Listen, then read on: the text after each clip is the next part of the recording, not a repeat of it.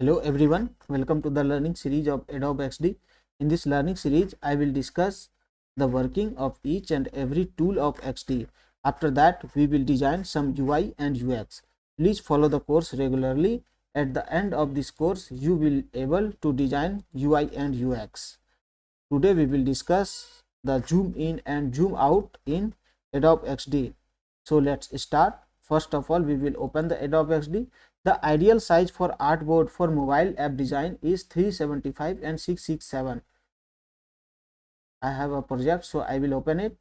You can see here the zoom icon. To make the artboard zoom, you have to click first on this icon and you have to click the shortcut button Control plus icon. It will zoom the artboard. To zoom out, you have to you have to use the shortcut button Control plus minus. It will zoom out like this. Control plus Control minus. It will zoom the artboard from the center. That's all for today. We will discuss more on the next video. If you have any query, please ask in the comment section. Thank you for watching the video.